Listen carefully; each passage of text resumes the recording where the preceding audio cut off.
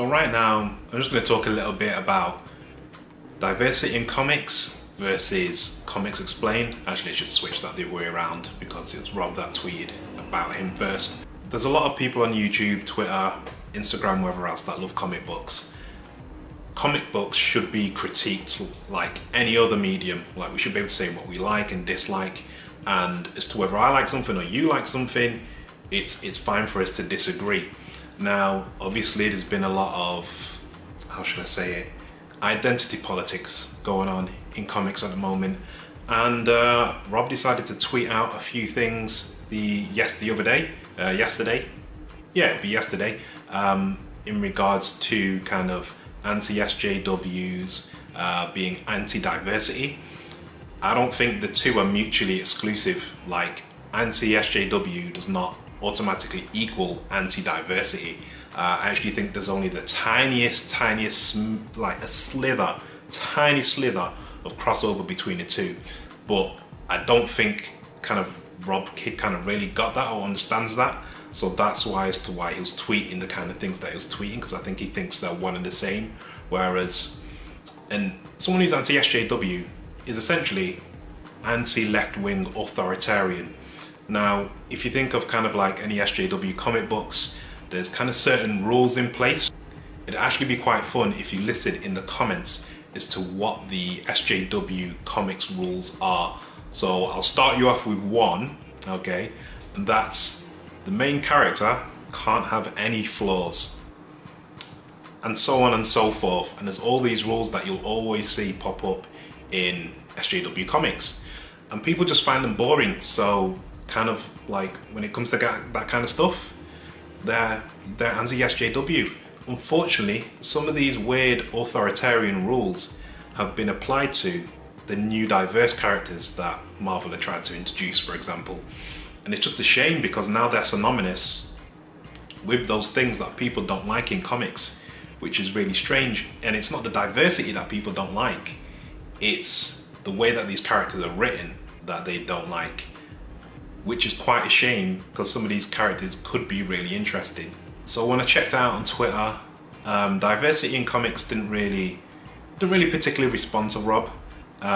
He didn't kind of like take the bait, because what Rob kind of said was, you know, there's a fair amount of shade. If you're out in the sun and the shade that Rob threw, it would be like an eclipse. That's how bad that shade was. But yeah, he didn't take the bait. I think it's kind of been quite civil, I guess. I mean, I don't know as to, I guess both sides need to talk and need to just kind of make it clear that it's not diversity. That if you watch diversity in comics, you'll see that he actually likes black characters. Yeah, in fact, as far as I'm aware, he likes like any minority character that's written well. Like, he got really annoyed about Blade appearing in some like in a jumper and being like a substitute school teacher. He thought that was terrible. He doesn't like the way Luke Cage is written at the moment, for example. Like, he always says in the old days, you know, these characters were written much better. And I'm inclined to believe that is a bit true. Like, I hate the idea of a minority character being handled with kid gloves and being like tokenized. Just write the character, allow the character to have struggles and flaws, and that's what we like the most. And when those flaws and struggles are overcome, that's what we like the most about superheroes. So I wish they'd write them more like that. To be honest, like, diversity in comics he's responded, but it's just been like, you know, he just kind of ironed out as to kind of what his thoughts are. And it's not that he's anti-diversity. Like, he did a video that you should go and watch. It's just that he doesn't particularly like the writing, and he's 100% okay to like go out there, buy comics, critique them, and then rip them up. He can do that if he wants to, and people can watch that. I've been watching him for the last few weeks, and I found it quite funny how he rips up a comic that he doesn't like and he roasts it. Like, me personally, I'm not the kind of guy who can go out there, buy a comic and rip it up. Even the comics I don't like I keep. Like, I've got 3 issues of The Champions, and I did not enjoy that book, but I wouldn't rip him up. But for him to do that, it's fine. Critiquing comics is okay. If you critique a diverse character, and it's got bad writing or bad art, bad lettering, bad colouring, it's completely fine. We should be allowed to critique the things that we like. I'm a massive Star Wars fan, for example.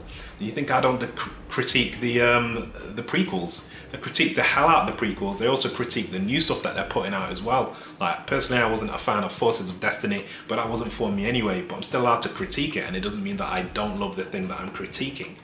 So that's kind of like what I think we all have to understand, is that just because one person doesn't like Secret Empire and another person does, it doesn't mean that the person who doesn't like Secret Empire is a racist or whatever it may be. You know what I mean? There's no, like I said at the beginning, anti-SJW does not automatically mean anti-diversity.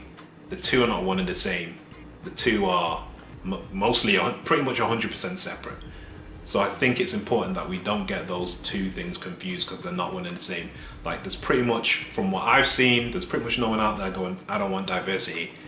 What people are saying is that these diverse characters have been written poorly, which from what I've seen, for a lot of them it is true. Now, one of my favorite books to get is actually Miles Morales' Spider-Man. I quite enjoy Miles because he reminds me of me when I was younger, not because of the colour of his skin, but because of the things that he has to go through, kind of like in everyday life. He's kind of not got everything figured out, you know what I mean? And I like that about Miles. I don't think he's been written with kid gloves, because he does have certain struggles and certain things that he needs to go through. And like, even the last issue, he got beat up by Hammerhead so badly that for a whole issue he wasn't able to do any Spider-Manning whatsoever. Like, he tried to put on his costume to go on patrol, and his ribs hurt so bad, and Ganke Lee was like, dude, no, like, stop, you have to stay in, you need to get better, you need to heal. And it was good to see that. I really enjoyed it. Comics Explained, diversity in comics. I like both of their content. I'll still continue to watch. I hope they don't throw shade at each other, like online or anything like that, or it doesn't get worse. But I think we're all in this together. I even think that there's even a place for SJW comics, but if they're not doing well, why push them as your main titles? If I had a comic book business, I wouldn't be doing that. I don't, but it's just a smart business choice. But like I said, we're all in this together. We're all allowed to have a voice. I don't think that, like, people in this community are anti-diversity.